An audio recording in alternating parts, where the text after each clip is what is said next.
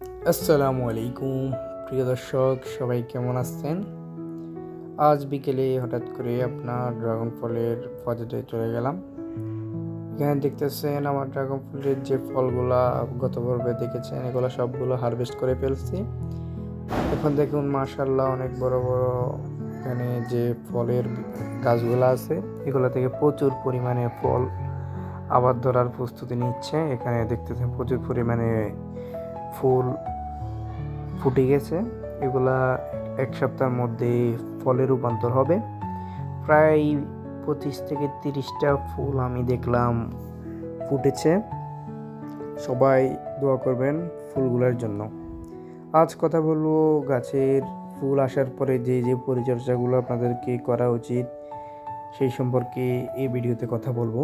গত 2 পর্বতে আপনারা প্রচুর রেসপন্স করেছেন, সে কারণে তৃতীয় পর্ব নিয়ে আসলাম। এখন দেখতেছেন আরও একটি ফল গাছে রয়ে গেছে। এই একটি মাত্র ফলই গাছে আছে। আপনারা ইতিমধ্যে দেখতেছেন যে গাছের গোড়াগুলো আছে, এগুলো সম্পূর্ণরূপে পরিষ্কার, এবং গাছগুলা দেখতেছেন সতেজ এবং স্পষ্টভাবে শ্যামলের মতো সবুজ হয়ে রয়েছে। এটার কারণ হচ্ছে ওর মাটিতে প্রচুর পরিমাণে খাদ্য রয়েছে। দেখেছেন সুন্দর সুন্দর যে ফলগুলো আসতেছে, এগুলো আরও আসবে। এটি প্রায় আরও 1 থেকে 1.5 মাস পর্যন্ত ফুল ফল আসতে থাকবে। আপনারা এই মুহূর্তে গাছের যে গোড়ায় আগাছাগুলা হয় এগুলা একটু নিড়িয়ে দিতে পারেন। এতে করে আপনাদের গাছে প্রচুর পরিমাণে শক্তি পাবে এবং ফুলগুলা ফলে রূপান্তরিত হবে। অনেক ক্ষেত্রে দেখা যায় কিছু কিছু ফুল ফোটার পরেও এগুলা মিস হয়ে যায়, এগুলা হবে, এখানে কিছু বলে লাভ নাই। যদি 20টা ফুল ফুটে এখান থেকে 2-4টা এদিক সেদিক হবে, এটি আফসোস করার কিছুই নেই।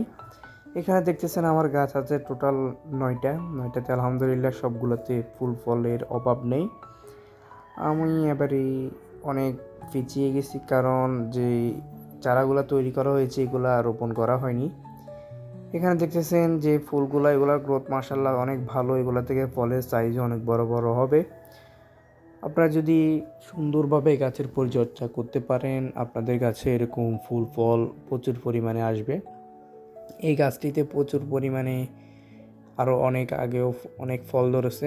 এখানে দেখতেছেন যে গাছের গোড়াগুলো একদম সম্পূর্ণ পরিষ্কার করা রয়েছে। আপনারা এভাবে সপ্তাহে 15 দিনে একবার পরিষ্কার করে দিবেন, এতে করে গাছে প্রচুর পরিমাণে শক্তি পাবে। গাছের গোড়ায় আগাছা থাকলে গাছের যে প্রাকৃতিক শক্তিটা আছে এটা তারা শুষে নেয়, এই কারণে গাছে মূল শক্তিটা পায় না। আপনারা একটু চেষ্টা করবেন যে গাছের গোড়ায় যাতে কোনো আগাছা না থাকে। এখানে দেখতেছেন প্রচুর পরিমাণে ফুল